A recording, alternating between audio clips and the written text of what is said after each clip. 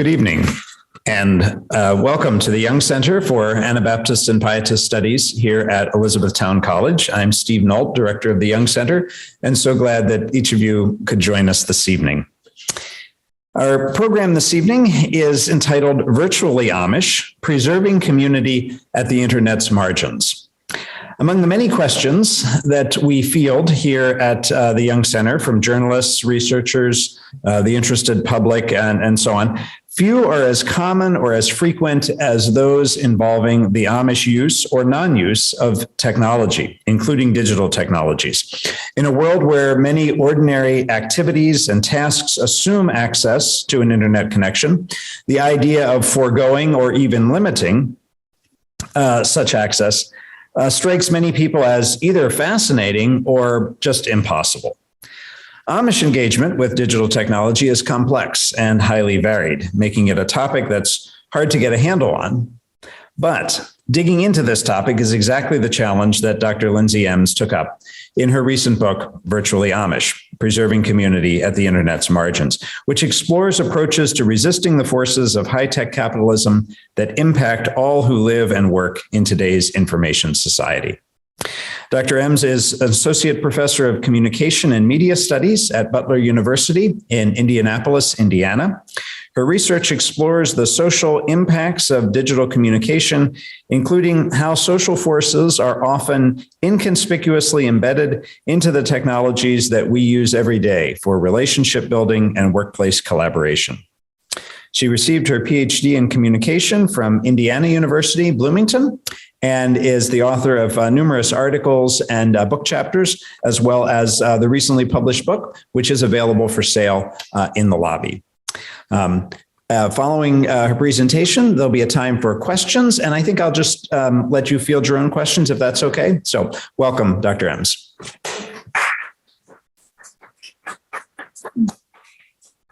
Thank you all for being here this evening. Thanks to Steve for inviting me here, and thanks to everyone involved in kind of organizing my trip. I've had a lovely couple of days here, so thank you for that. I'm very happy to be back at Elizabethtown College. The last time I was here was in 2016 for a conference called Continuity and Change, 50 Years of Amish Society. And I was here in 2013 for the first time to attend another Amish conference. And that was one of the very first times that I presented this research. I think Joe was there, part of the panel that I did that presentation in.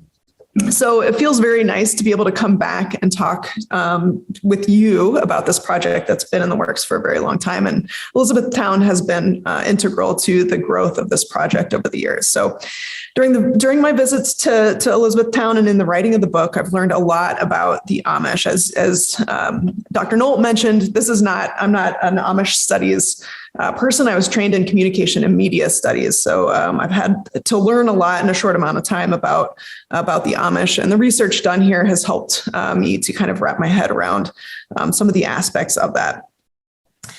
So my project definitely, it would not exist without the work that's been done here at the Young Center and by scholars who are affiliated with the center. So I want to kind of try and frame my project for you a little bit. So I'll start with telling you a little bit about my own academic background. Like I said, I come from communication and media studies. I study the social impacts of communication technology. So we're talking about mobile phones, the internet, Wi-Fi, social media, et cetera. My PhD I earned it at Indiana University in 2015.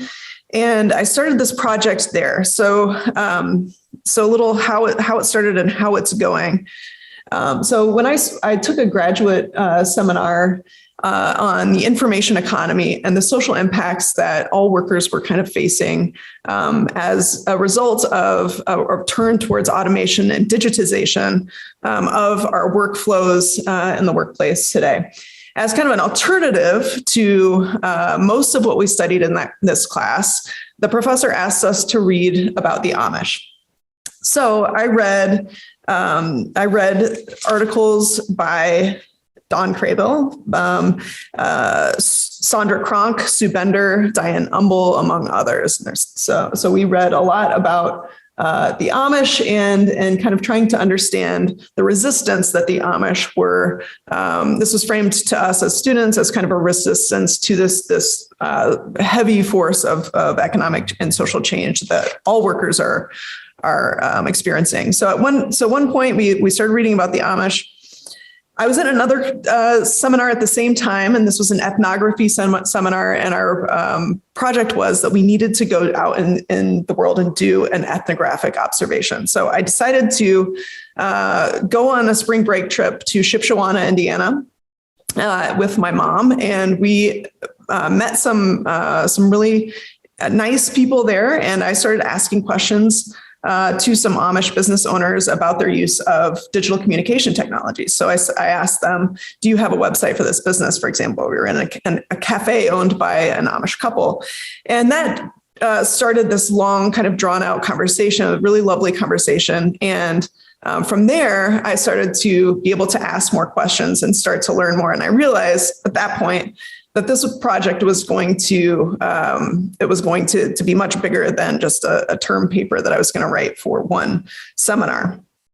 So I began understanding how people in Amish communities, specifically in Northern Indiana at that time, felt about communication technologies. And I just gained a curiosity and I wanted to learn more about that. So I started to plan a full-scale project with an additional field site. And the goal then was that this was going to turn into my dissertation project and eventually a book, hopefully, right? And so now, this is 12 plus years later, I have the book, right? It's actually for sale on a real website. I can hold this thing in my hand. It's really feels like, it's a project has been completed in a sense. So today my goal is to give some, to not go through the entire process of the 10 years or go through the entire book. But I want to give you a little bit of an idea about what the book is about. I'll talk about the main theoretical contributions of the book, what the fieldwork looked like, and some of the unique approaches that I found that the Amish in the settlements that I studied are using to resist the negative aspects of high-tech capitalism. I also look forward to hearing your reactions and questions, so please jot them down as we go along, and so we don't forget them. I really want to make this as interactive as possible. Okay, so let's jump into theoretical contributions.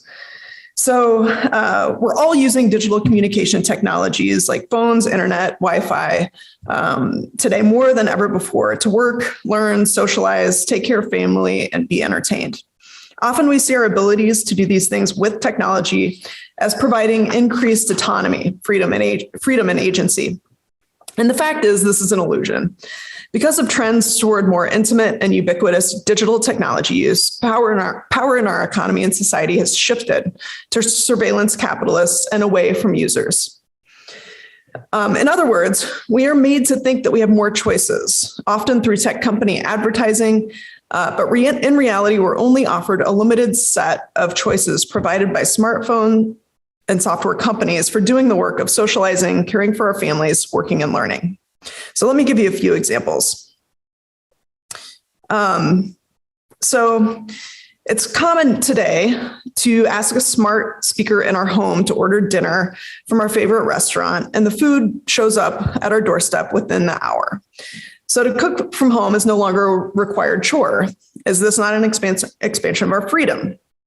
Similarly, we can choose to video call our relatives who may live far away at any time. This relieves us of the trouble of having to travel and have a conversation with someone whom we love and also see their facial expressions as we talk. Is this not an expansion of freedom? What we're missing when we see the affordance of technology in this way is first that these conveniences are only available to people of certain socioeconomic privilege. They are not available to the vast majority of society. Second, our actions and choices made through technology, like buying food from a restaurant specifically approved by the technology company or conversing with the family via screen, are limited, presented to us and observed by the technology's designer, a corporation, right? This corporation obviously hopes to benefit financially from our use of their tools. By design, they offer us a purposely limited set of options. And they're all standardized person to person, right? So, which they hope will make us less likely in the future to make dinner, exercise our creative energies, or to organize social gatherings where homemade food is shared. If we find it unnecessary to travel and connect emotionally with friends, colleagues, and family, our connections to one another weaken, while our dependence on anonymous, large-scale corporations and governments becomes stronger.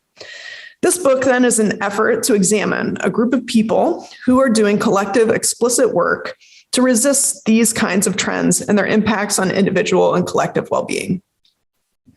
Many social theorists who examine the negative impacts of digital communication technologies on human well-being have also noted what the Amish seek to resist in the hyper-connected world around them. According to theorists, for example, digital communication technologies alter and accelerate our experience of time and place by fragmenting people from nature and one another. Digital technologies contribute to the alienation of workers by making their labor invisible and underpaid. And additionally, people who work in the high-tech capitalist economy report feeling increased stress and anxiety, increased feelings of loneliness, and an inability to fashion a long-term narrative of one's life. So there are a few modern examples. There are a few modern examples of everyday people who have found a sweet spot in which their participation in the high-tech economy allows them to acquire resources that can be used to fulfill their social, cultural, and political desires, whether or not they align with the systems. Remarkably, members of Amish communities do just this. They participate in the global economy while maintaining cultural, spiritual, and ideological autonomy in defiance of what social scientist Shoshana Zuboff calls Big Other. Big Other refers to an instrumentarian superpower reigning over today's high-tech society that reduces human experience to measurable, observable behavior while remaining steadfastly indifferent to the meaning of that experience. In resisting the rule of Big Other, Zuboff outlines the need for a right to sanctuary. She beautifully describes her home as fulfilling the role of refuge, where secluded bodies lay and breathe together and spirits take root. For the Amish, their charge is to create a larger ideological and spiritual realm in which church groups and families can collectively dwell together. To do this, they can configure communication systems so that desirable packets of information are encouraged to flow throughout the community network, and undesirable packets are blocked from entry. The goal is to create a dynamic social and cultural sanctuary where their way of life can thrive while resisting the authority of Big Other. To give you a better feel for what it was like for me to talk with Amish people in Indiana about technology use, I'd like to play a short clip from a documentary for you. So this documentary is called Offline is the New Luxury. And it was conducted by Dutch journalists. So let me back out of this. The Dutch journalists went to some of the same areas of Indiana that I visited and talked to the folks there. I encourage you, by the way, to watch this documentary called Offline is the New Luxury. It's really interesting. They're examining places in the world where there is no self-service. Or people are not using the self-service that is available there. So they went to this Amish community in northern Indiana. And they interviewed Amish people there, which is not an easy task to accomplish in and of itself, about their technology. So I'm going to play about 7 minutes of this video to kind of give you an idea of what it looks like. Oops. I wondered if that was going to happen. Just a moment.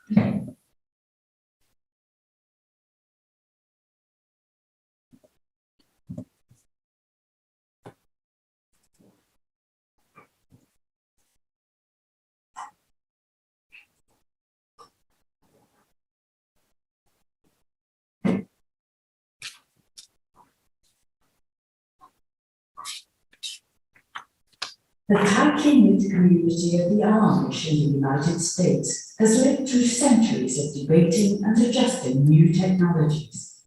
These fundamentalist Christians only occasionally allow novelties such as cars, telephones, or computers into their daily lives, after careful consideration and on their own terms. With us Amish, we are dependent on public transportation for any distance. And local travel we do in our slow way. And I think the horse and buggy slows us down and really helps the overall value that we're trying to serve and not get carried away. Reverend Norton. Sorry, I'm gonna make these subtitles in English. I think that would be helpful for all of us. Okay, sorry about that. Woman Yoda is willing to talk to us, but only off camera. He does not want to be filmed. What are the benefits? Just for sure not my face. I'd rather not have anything of me as far as that's concerned. The surroundings, I don't care. But as far as me, I don't. It's in the Ten Commandments of not worshiping any images. When technology comes along, we evaluate it. And one thing it's really been frustrating to us. Let's say the facts, putting this printed paper through there and going through that line, that it was like, well, we don't want to go there. But finally, we adapted to that. So by the time most of the community adapted to that, that technology was already gone beyond thinking. So that's what we're dealing with. The technology is progressing so fast, it's hard to deal with. As a group, we see more and more. We have to teach what the moral impact is in being involved in this, so each individual can make better choices for themselves.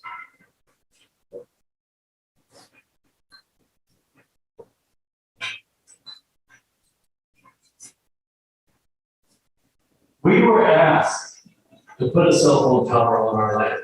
We wanted to rent it, but we never did.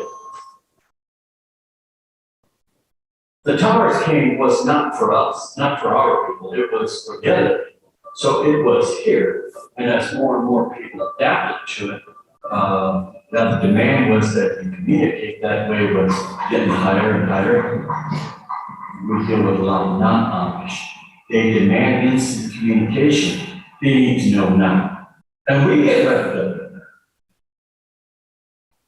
Now, dealing with internet, email, that is a serious issue.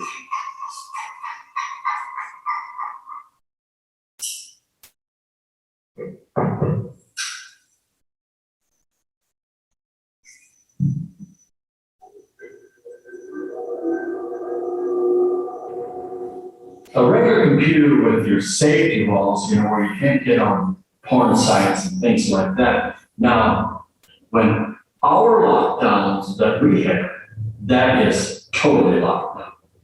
Can you run on the internet with this computer? No, absolutely not. It will not play a movie picture or music or anything like that. It's not a computer that was torn down. It was built from the ground up like this. Especially for Amish. Yes. Would you mind showing me your mobile phone? Okay, yes. We keep it actually right over here in the drawer. And it's just a regular flip phone. And the only thing you can do with that is call. You cannot text, do anything like that. It's just a portable phone. So this is where it stays. But as far as going home, no, I don't have it. I keep it right. That's for the business. We use technology as long as we use it and it doesn't get to the point where it uses us and controls us. That's the bottom line. The Amish want to keep control of their lives and have distilled some strict directives for new technology. But there is some room for personal interpretation. Down the road is the home of seamstress Marilyn Lehman. After consulting her husband, she agrees to talk to us on camera. For her sewing business, she really needs a phone. Do you have a phone? Not in the house, we don't have a phone, but we have a phone outside. We call it our phone shanty. And we just have a voicemail, so that's how people contact us if we if they need something, they know they can leave a message. And usually once an hour or so, I go out to check messages and then I reply them. So otherwise, yeah, we don't have the phone in the house. That way I can just continue with my work, and I know if the voicemail's there, if somebody does need something, they can always leave a message. It's right outside, it's beside the barn. I only have like 50 feet or so to go. So yeah, I just really like it out there.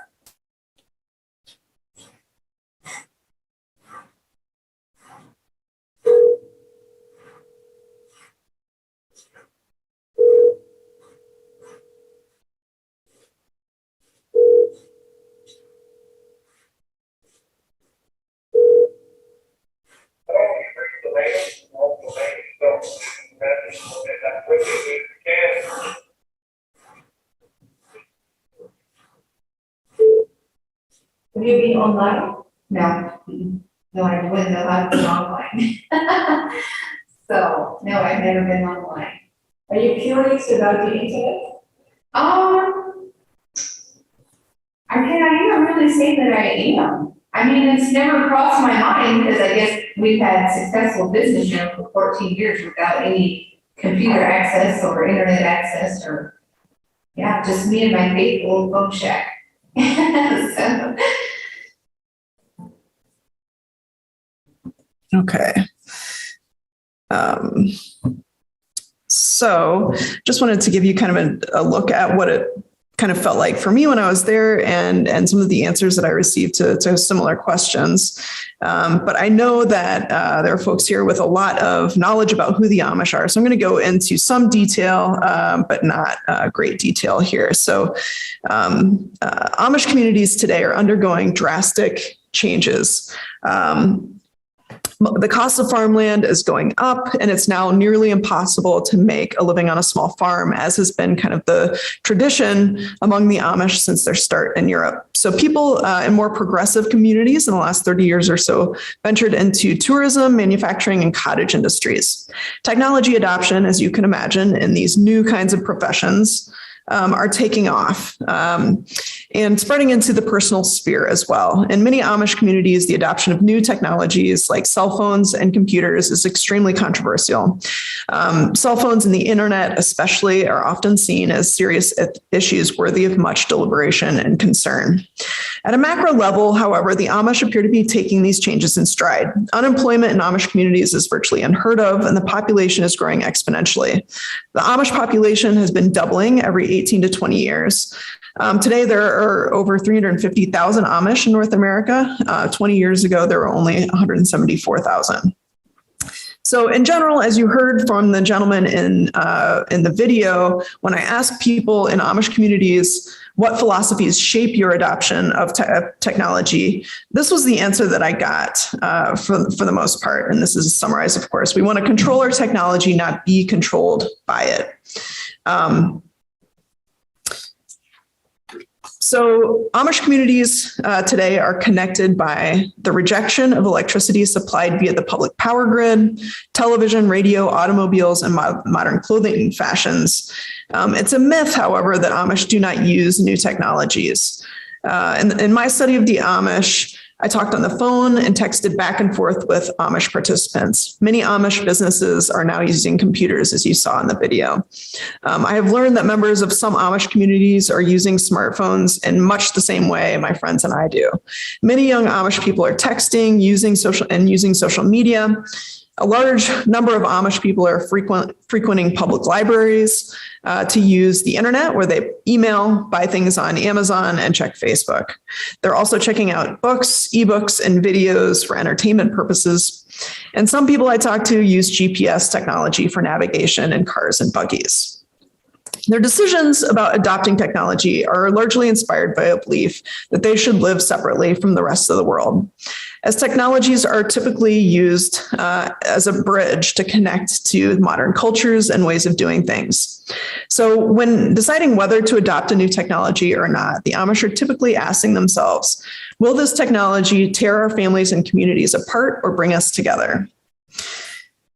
So those technologies that do not endanger close-knit bonds are often allowed, while those that do are rejected. For example, televisions are forbidden because they draw individuals into isolated social engagements with corporate advertisers. High-tech barbecues, however, are allowed because they're seen to bring families together in fellowship.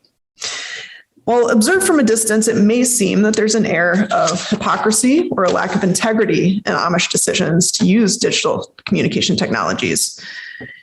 My conversation with Amish church and business leaders, however, reveal a complex but calculated set of strategies in place to guide the use of technologies in ways that allow members to physically sustain themselves and abide by their religious, moral values in a high-tech world, from which they increasingly cannot opt out, right? It's not an option for them to opt out. Now I'd like to talk a bit about my fieldwork and how I connected with Amish participants and collected interview data for this book. So in these pictures, you'll see these are pictures that I took, except for the map, which comes from a book that Dr. Nolt, I think, wrote and published. So my areas of study were the box in the top, Shipshewana, Elkhart, LaGrange, Noble counties. And the box in the bottom left corner of Indiana, which is the Davies County settlement. The picture on the right up here is one that I took. Actually, both pictures on the right and left are pictures that I took. I did a lot of my field work during 2013 and 14. And during that year, there was a term called the snowpocalypse that was used to describe the weather that was happening. And so there was a lot of snow. I learned how to drive I'm now very well and equipped to drive in the snow because of this year where I was driving all over the state in my small 2007 Mazda Protege.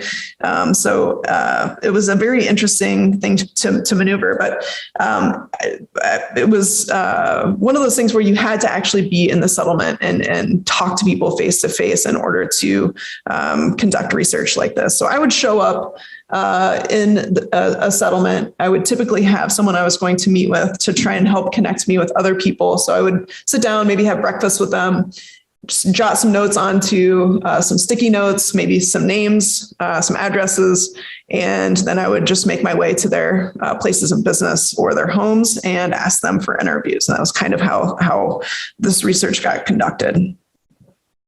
So I did qualitative ethnographic research where I interviewed people. I had a set of questions that I was intending to ask. And mostly I was interested in interviewing church and business leaders. Once I had I collected that data, I started analyzing the data. And so this is just some statistics about who lives in these areas. And Northern Indiana is actually the third largest Amish population in North America. And in Southern Indiana, I think it's seventh. So we have a good, understudied population, I would say, in terms of what's going on there. So these settlements contain 53% of Indiana's Amish population, and both are among the 8th largest Amish settlements overall. I was able to talk to 45 people. 35 of those were Amish people. 10 of those were librarians or people who worked with Amish, people who were employed Amish people, or people who came from the Amish community who were still closely tied into the Amish community. So I did snowball sampling, Amish church and business leaders, and the average age of the person was 56 years old. I mostly, unfortunately, was only able to talk to men. I've talked to a few women, and I sat down with people for an hour on average. This is what my data looked like. So I would try and identify themes from the conversations that I had with folks, and then I categorized them according to theme. So Amish identity was one, advantages of being Amish, changes in profession, changes in economy, changes in technology, and there were many, many, many others. But I would take the data, put them in the spreadsheet, and kind of try to, that's how I sort of came to what eventually is the book here. So some of the findings that I had.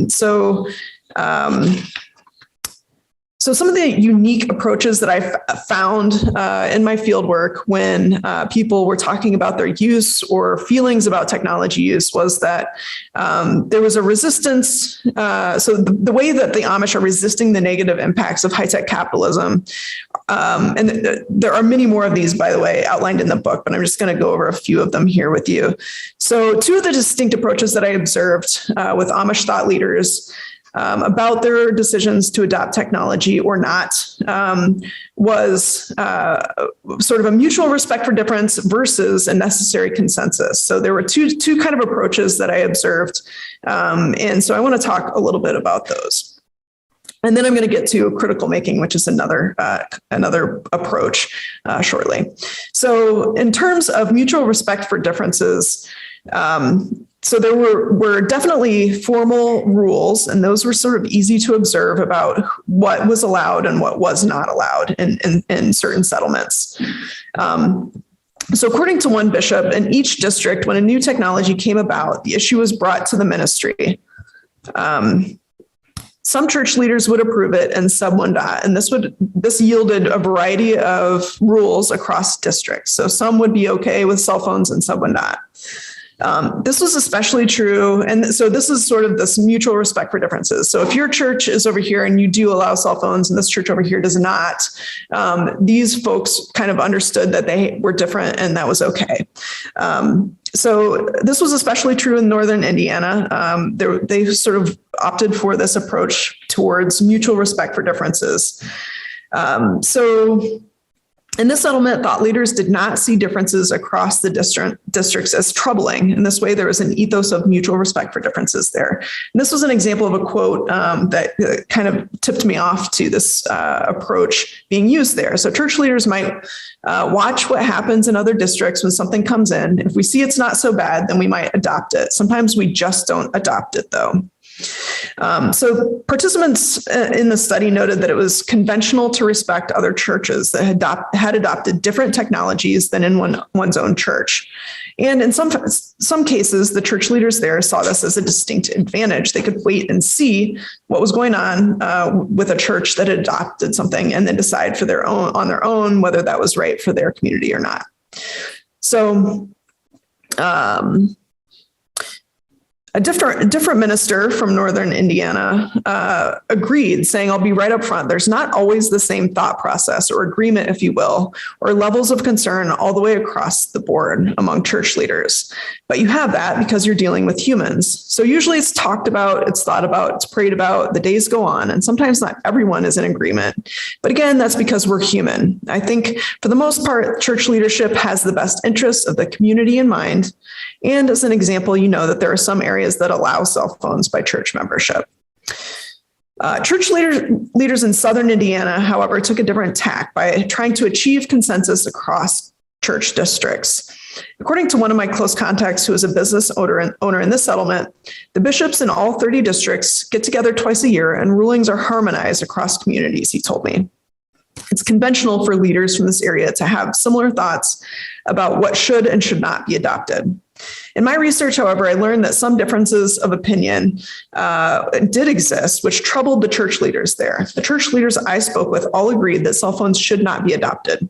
Many church leaders decided not to meet with me because there was a fear that if I met with all of them, there would be inconsistencies. And my contact said, this should never happen. He continued, the community is going through a struggle to decide which direction they should go on the issue of technology and especially cell phones. One bishop is lenient and the next is opposed to cell phones. According to a bishop from the settlement, agreement was not always good. Collective action was best and sometimes required disagreements to be vocalized. Agreement could mean that no one was going along, but they might act as though they were to avoid conflict.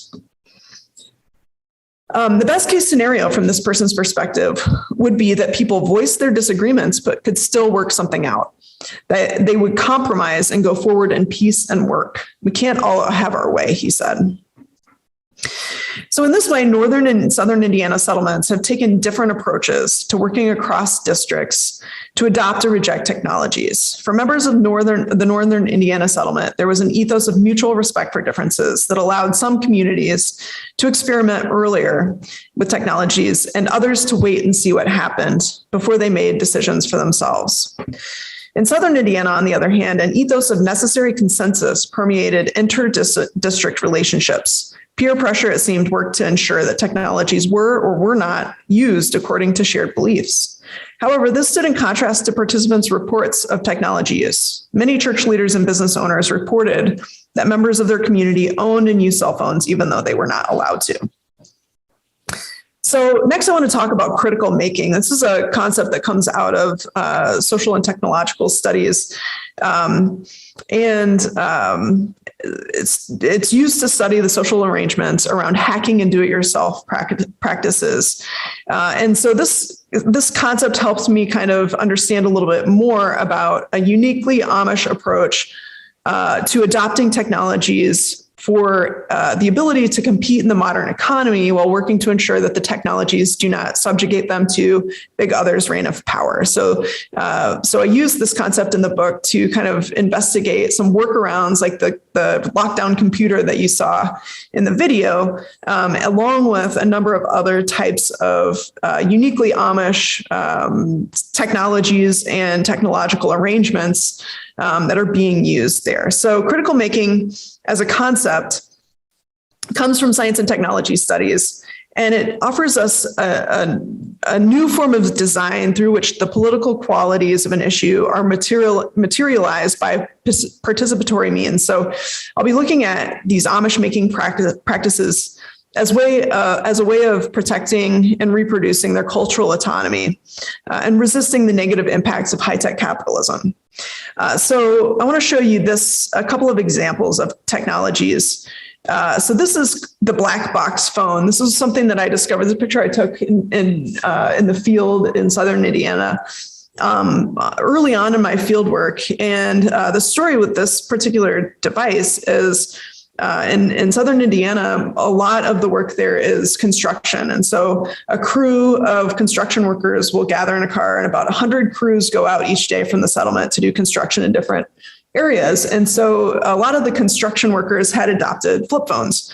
And the church leaders there had decided that they did not want people to have flip phones. And so they were advocating for the adoption of this particular device. This would be a device that would sit in one construction crew's car or truck and used by each of those members in place of the individual cell phones. And this is essentially a mobile phone. It's a landline phone connected to a modem, and the modem connects to the cell phone network. So you can pick up the phone and make a phone call, but you cannot text. There's no video. There's no music. It's not personal property. It's public property. So it forces a public conversation. And they call it the black box phone. This is the black box here on the right, but this is also in a huge plywood box. So it was very difficult to actually carry around. And people would know if you're carrying it, right? Because it's a huge contraption. So, okay, so I'm going to ask a question. Does anyone know what this is? This is also a picture that I took in the field. Sorry, this is trying to, anyone know? Want to take a stab?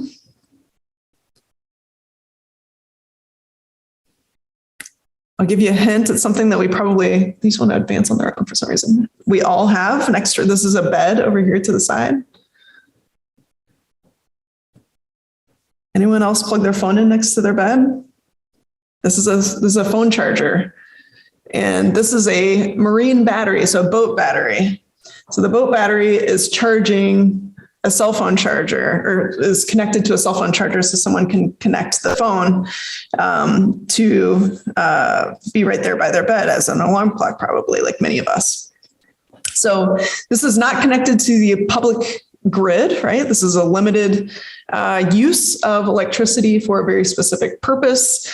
You're not wiring the entire home, right? For where the use of technology can be used for other, or use of electricity can be used for other things, but it's intended for a very specific use here.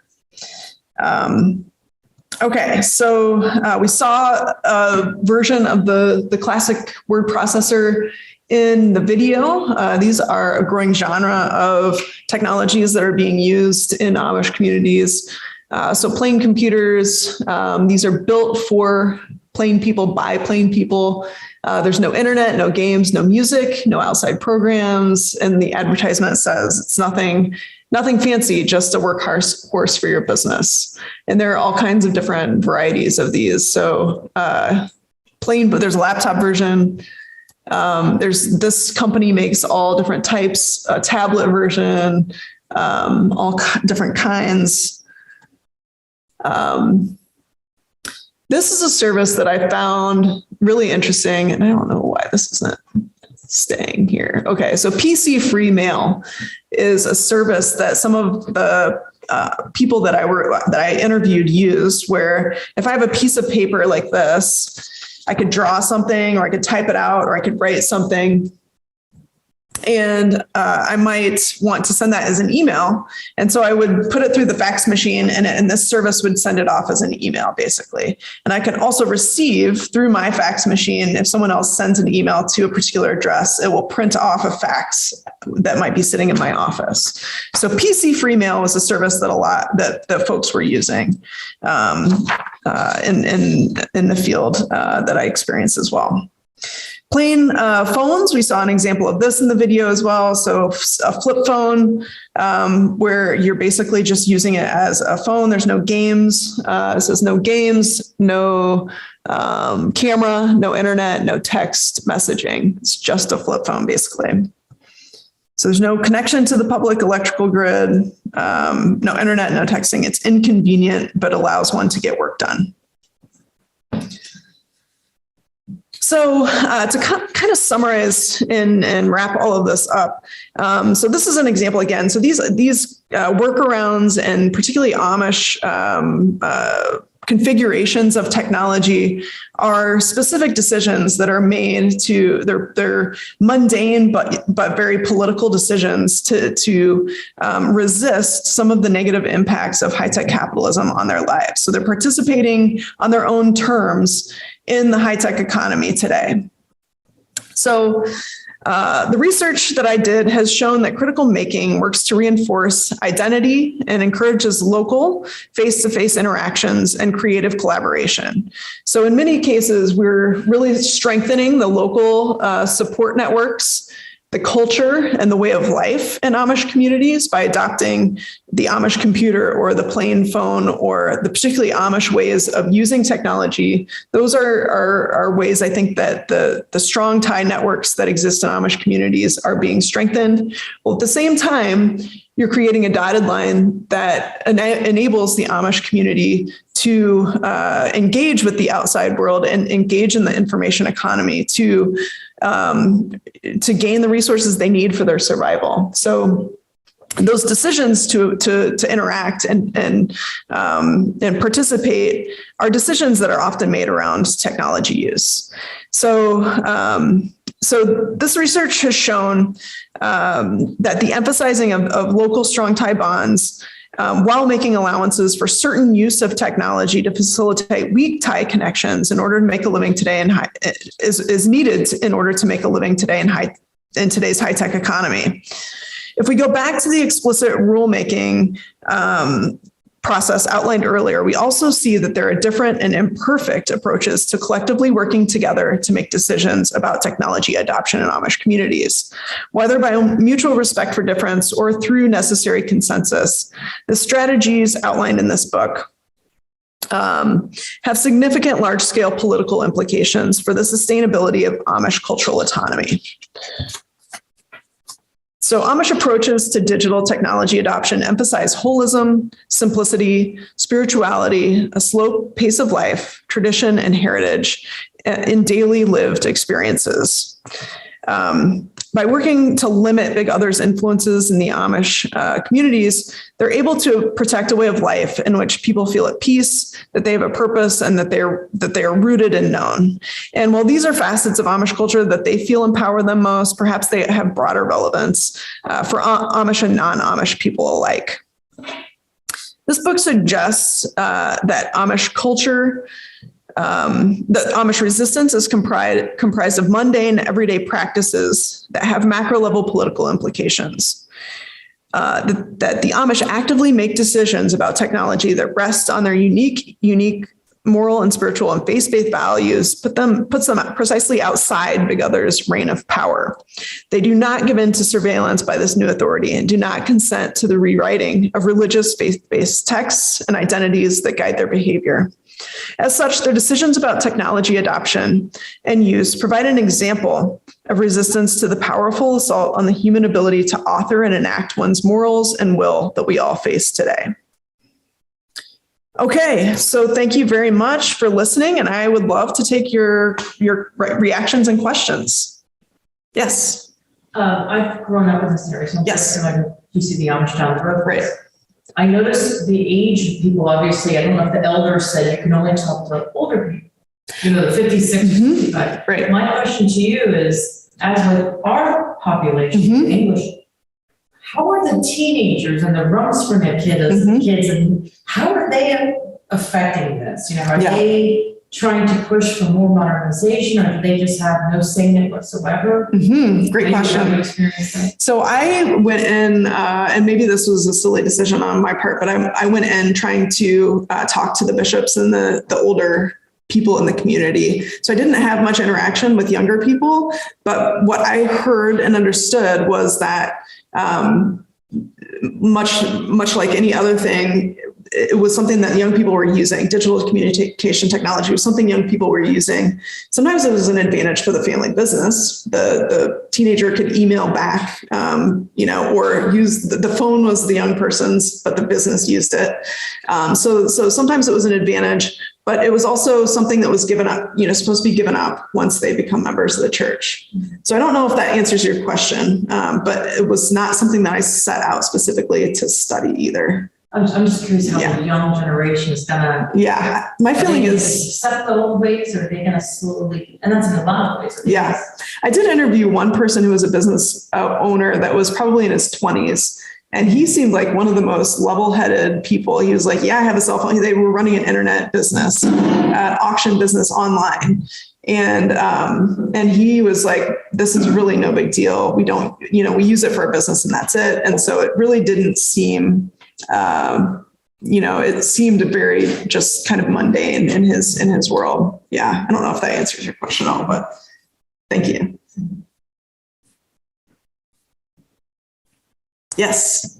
Lindsay, if I could, I'd like to just put a historical perspective on all of this. Please. From Eastern Pennsylvania and some other people who can maybe speak better about the Midwest. In the introduction, Steve said that a lot of questions come about technology. What I find very interesting is that there was no difference in the 19th century between the Amish and their neighbors on technology. And the first change that came was with the telephone about 1910. So this whole redefinition of Amish identity with technology has just happened a little bit over a century. So anyway, I just find that very fascinating how in the course of a century, Amish identity has been completely redefined, so to speak. Right. Yeah, thank you for that context too. It is interesting, right? That this is what we know about the Amish and sort of what they've had to know about themselves over the last century. Whereas it definitely was not before that. Yeah. Thank you for that. Yeah. I know you explained a lot of different phones that the Amish use, but which one did you find most common? That's a good question.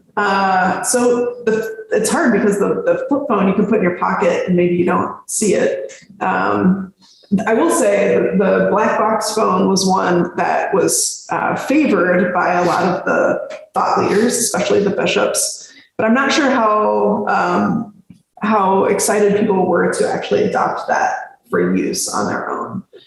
So I think if I had to guess, if I had to, bet on it, it would probably be that people did use cell phones and flip phones more, although I saw a lot of smartphones as well. Good question. Yeah. Oh, I was a little bit surprised that the Amish in the southern Indiana felt the need to harmonize Mm-hmm. their rules about technology among the various districts. Mm-hmm. Do you have an insight as to what the cultural or religious reasons were for the need for this harmonization? Oh gosh, that's a great question, and I don't know. There may be people in the room that know more about the culture and the religious backgrounds of those communities than I do. It was clear though that they felt, and maybe it was because it's a smaller settlement, that they felt like they needed to have kind of everyone on the same page.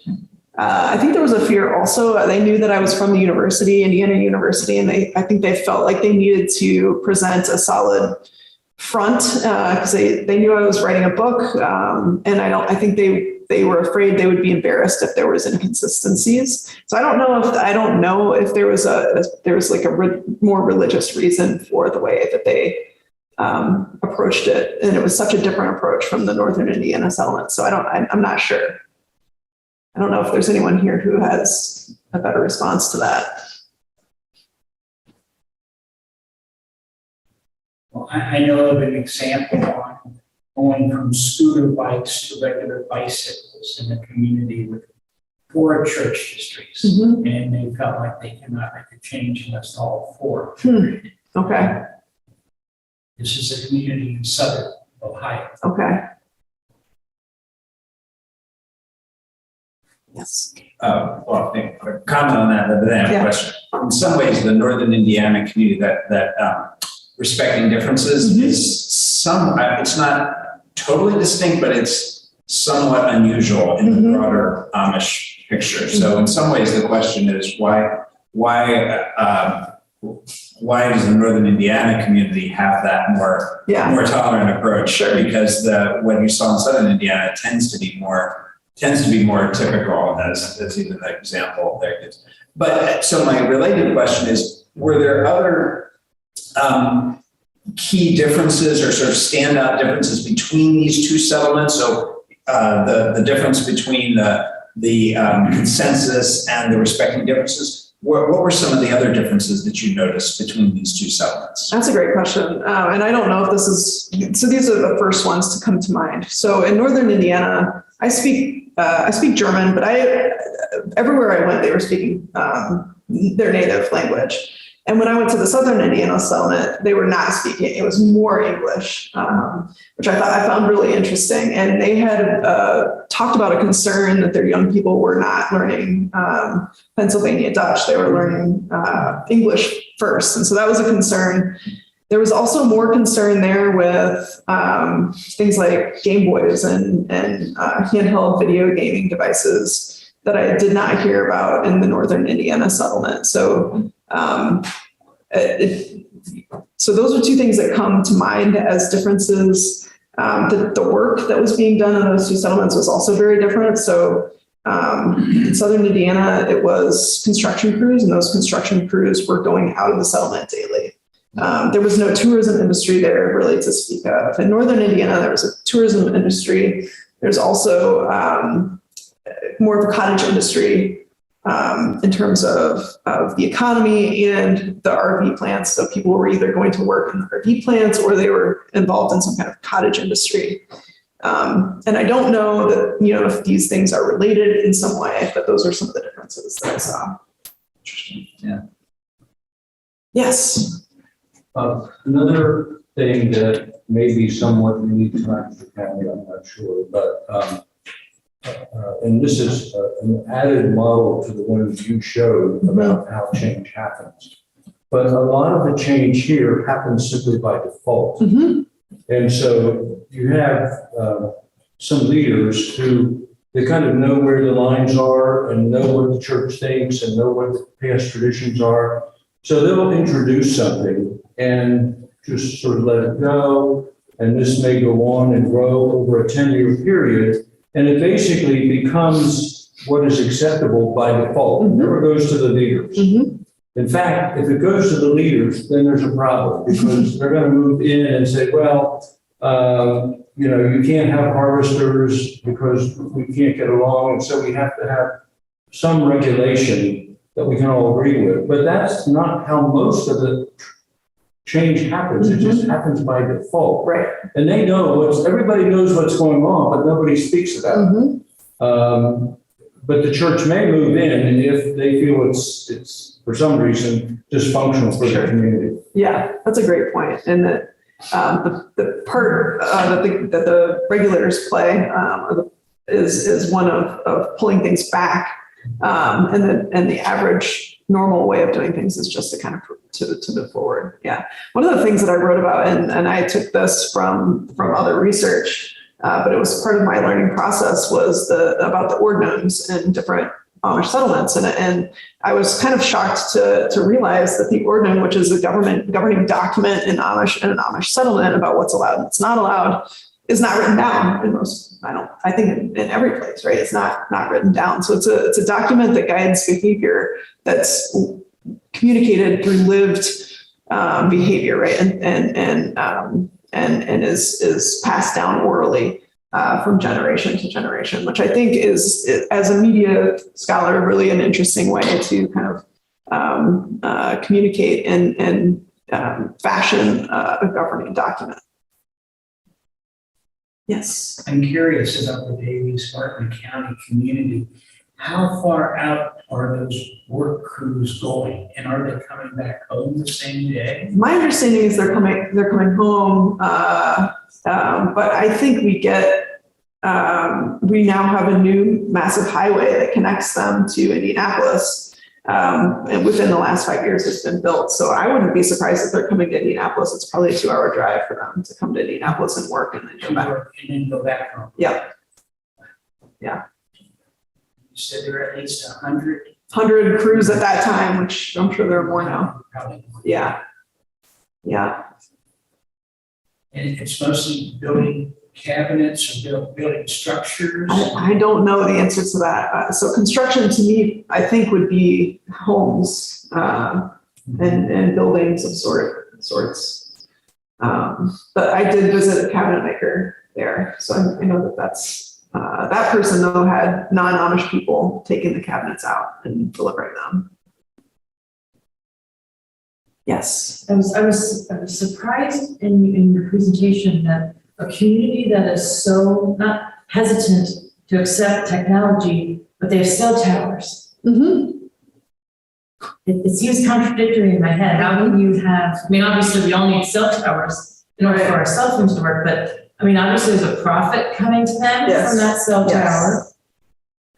Where does that go? Do you know, where we see that? Where does that go? Who decides, hey, we're gonna have cell towers, and do you know what I'm saying? Yeah. So this one picture. The one has on top and side. Yes. Yeah. So prior to the book cover, that was the cover. That was the cover of this presentation, because obviously someone has agreed to that going up there, and obviously Do you need approval from your bishops? I don't know the answer to that. Yeah. Good question. But I think I wrote a little bit about it too, because I was like, okay, what service is that? And so I did some digging, and I think I had to rename it in the book. But if you look up silos and Wi-Fi in Shipshewana, you can probably figure out what it is. Yeah. Yes. Question. So in other parts of the book, and if you haven't read the book, it's a great book. So, but in reading the book, you at various points sort of, I don't know, I'll just say sort of step back and actually reflect on what does this mean for the rest of us who aren't Amish, right? Which is interesting. So what, I don't know, just anything of that you would want to share? I mean, the goal of your book is not to have us all become Amish, but it's to think more critically about how we use technology. Mm-hmm. So what are some for the rest of us, what are some of your takeaways on that score? That's a great question. So I think one is understand how your technology works. So if you, if you're using your technology and if we don't fully understand how it works, and I'm not talking about the nuts and bolts of the software, I'm talking about who paid for your software.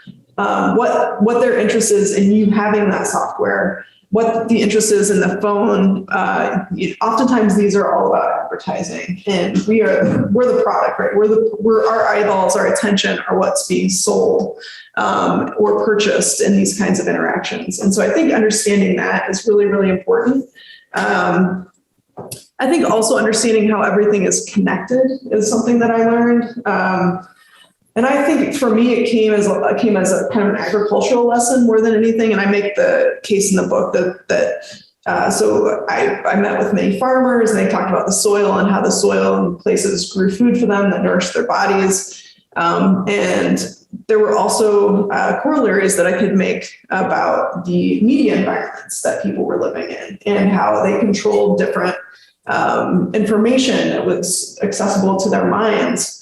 And that those ecologies were also important. And it was important to see how things were connected together from a cultural standpoint with media influences and informational influences and educational influences.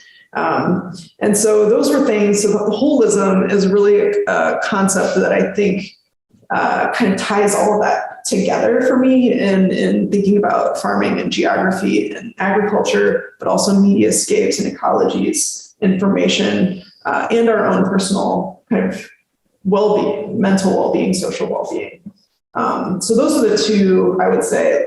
A, know how your technology works, know that you are a product in lots of these situations, and B, understanding how things are connected, how the information that we consume also can impact our psychological and social well-being.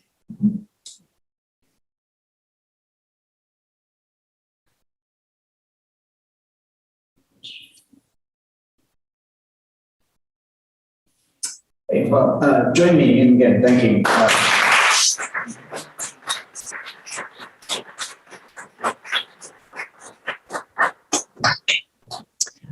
Thank you. We need to wrap our time this evening, but I want to thank Lindsay Ems for sharing with us. And before we conclude, I would like to highlight our next two events. In 3 weeks, on November 10, our Young Center Snowden Fellow, Dr. Joe Donnemeyer, sitting here with us from Ohio State University, will be speaking about the remarkable rise and spread of Amish settlements across America, including the demographic, social, and economic factors underpinning this growth. That's 3 weeks from tonight on November 10. And then just after that, on Monday, November 14, Nigerian scholar and pastor Dr. Dauda Gava will be here and speaking on Peacemaking Beyond Boundaries, Lessons from the Church of the Brethren in Nigeria. Dr. Gava is currently International Scholar in Residence at Bethany Theological Seminary in Richmond, Indiana, and he will be here discussing the challenges that the Nigerian Brethren Church is facing, including responding peacefully to the Boko Haram insurgency in northeast Nigeria. Special thanks this evening to our support staff from Information Technology Services, who helped to make this program and this recording possible. And thanks to Elizabethtown College for its support of the Young Center. Have a good evening and good night.